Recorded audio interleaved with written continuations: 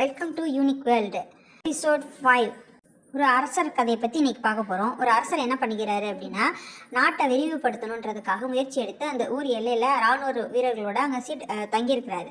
அப்போ ஒரு நாள் இரவு அவர் ஓய்வு எடுத்துகிட்டு இருக்கும்போது அவருடைய காதில் ஒரு பூச்சி போயிடுது. உடனே தூக்கம் கலைஞ்சி எழுந்திரிச்சு பார்க்கும்போது அது ரொம்ப அவருக்கு தொல்லைகளை கொடுத்துருக்கு. அதை வெளியே எடுக்கணும்னு முயற்சி பண்ண எடுக்க முடியல. அப்பப்போ அது சவுண்டு விட்டுருக்கு. இராணுவ வீரர்களும் சேர்ந்து ஏதோ முயற்சி பண்ணியிருக்காங்க, எதுவுமே முடியலை. உடனே அவர் என்ன பண்ணுறாரு, எல்லாத்தையும் கூப்பிட்டுட்டு நாட்டுக்கே போயிடுறாரு. அங்கே போய் வைத்தியர்கள்லாம் கூப்பிட்டு இது பண்ணுறாரு. வைத்தியர்கள் மூலிகையெல்லாம் கொண்டு சாட்டில் காதில் ஊற்றுனா கூட எந்த ஒரு பலனும் கிடையாது. உடனே அவர் 4 நாள் சாப்பிடாம ரொம்ப தோய்வாக கம்பீரம்லாம் குறைஞ்சி படுத்த படுக்கை ஆயிடுறாரு. அப்போ அவருக்கு ஒன்று தோணுது, இனிமேல் நமக்கு பின்னாடி நம்ம பையன் தான் பார்க்கணும்னு சொல்லிட்டு ஒரு 14 வயசு பையனை அவனுக்கு எல்லா விஷயத்தையும் கற்றுக் கொடுக்கணும் அப்படின்னு நம்மளுடைய முடிவு நெருங்கி விட்டதுன்னு ரொம்ப வருத்தப்படுறாரு. அப்படி இருக்கும்போது அந்த ஊருக்கு ஒரு துறவியும் சீடர்களோடு வராங்க. அப்போ அங்கே அந்த பட்டத்து என்ன பண்ணுறாங்க, வேகமாக போய் அவரை போய் பார்க்குறாங்க. துறவிகிட்ட வேண்டுறாங்க, என்னுடைய கணவரை எப்படியாவது நீங்கள் காப்பாற்றுங்க, அவர் ரொம்ப உடம்பு முடியாமல் இருக்கிறாரு, தயவுசெய்து உதவி செய்யுங்க அப்படின்னு சொல்கிறார். சரிம்மான்னு சொல்லிட்டு அடுத்த நாள் வண்ணாரை பார்க்குறாரு, காதை பார்க்குறாரு. ஆமாம், பூச்சி இருக்குது, நான் சரி பண்ணிடுறேன்.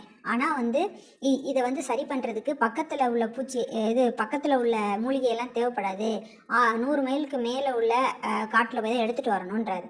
நான் தன்னுடைய சீடர்களை அனுப்புகிறேன் அப்படின்றாரு. உடனே ராஜா என்ன பண்ணுறாரு, நல்ல குதிரைகளும் கூட உதவிக்கு சில ஆட்களையும் அவங்க கூட அனுப்பி வைக்கிறாரு. அவங்க போயிட்டு 1 வாரம் கழித்து மூலிகையை எடுத்துகிட்டு வராங்க. எடுத்துகிட்டு வந்ததுக்கப்புறம் அதை ஒரு நாள் ஃபுல்லும் பூஜையில் வைக்கிறாரு துறவி. அந்த பூஜையில் வச்சு அதை பூஜையை சரி பண்ணி காலையில் ஒரு பிரம்ம முகூர்த்தத்தில் அதை கசக்கி அவருடைய காதில் விடுறாரு. அது விட்டானே அந்த பூச்சியானது வெளியே வந்துடுது. உடனே ராஜா அதை பார்த்து மகிழ்ச்சி அடைஞ்சு அதுலேருந்து அவரோட உடம்பு தேறி பழைய கம்பீரமும் வெற்றியும் அடைஞ்சு பழைய நிலைமைக்கு வந்துடுறாரு. உடனே அந்த துறவி அவங்க நல்லா கவனித்து அவங்களுக்கு வேண்டியதெல்லாம் செஞ்சு கொஞ்ச நாள் அரண்மனை தங்க வச்சு அதுக்கப்புறம் ஊருக்கு கடந்து போகிறாங்க. அந்த ஊரை விட்டு கிளம்பி போகிறாங்க. அப்போ ஊர் எல்லையை தாண்டனே அந்த சீடர்கள்லாம் துறவிட்ட கேட்குறாங்க, நீங்கள் எப்படி அந்த பூச்சி அவ்வளோ நாள் இருக்கும் அப்படின்னு கேட்குறாங்க. அதுக்கு அந்த துறவி சொல்கிறாரு, அதுக்குள்ளே பூச்சியும் இல்லை, அவருக்கு வழி இல்லை, ஆனால் அவருடைய பிரம்மனால தான் அப்படி இது பண்ணுறாரு, அது நீங்கள் அவருக்கு எடுத்து சொல்லியிருக்கலாம்ல அப்படின்னு. எந்த ஒரு மனவியாதியும் எடுத்து சொன்னால் அது உடனே எடுத்துக்க மாட்டாங்க, ரொம்ப ரொம்ப கடுமையான மூலிகை அப்படின்னு சொன்னால் தான் அவங்க நம்புவாங்கன்னு சொல்லி தான் இந்த மாதிரி நான் பண்ணேன். அதுக்காக தான் அது நான் இப்போ ஊற்றுனது வெறும் துணித்து பச்சலை மூலிகை தான், அது பக்கத்துலேயே கிடைக்கும், அதை நான் யாருக்கு தெரியாத அளவுக்கு பார்த்துக்கிட்டேன். பிரம்ம முகூர்த்தத்தில் ஊற்றுனனால இருட்டில் ஊற்றுனனால யாரும் அதை கவனிக்கவும் இல்லை. 2வது ஒரு இறந்த பூச்சியை பக்கத்துலேயே வச்சுருந்து அவர் முன்னாடி அதை காமிச்சனால அவரும் அதை நம்பிட்டாரு.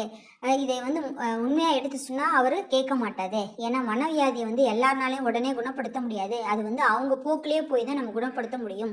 எதுவுமே இல்லாத விஷயத்துக்கு என்னத்தையாவது போட்டு யோசித்து தன்னுடைய மனக்குழப்பத்தை உண்டு பண்ணி விட்டதான் நினச்சி ரொம்ப தொய்ந்து போயிட்டாரே. ஆனால் சின்ன விஷயம், ஒன்றுமே இல்லாத விஷயத்த நம்ம எடுத்து சொல்கிற விதத்தை வச்சு அவர் பழைய நிலைமைக்கு கொண்டு அடைஞ்சதை வச்சு எனக்கு ரொம்ப சந்தோஷமாயிடுச்சு. அதனால் இது ஒரு சின்ன வைத்தியத்தை சொன்னால் அவங்க புரிஞ்சுக்க மாட்டாங்க, அவங்க போக்கிலே சொல்லி சொன்னனால தான் அவர் மன தெளிவு அடைஞ்சாரே அப்படின்னு சொல்கிறார்.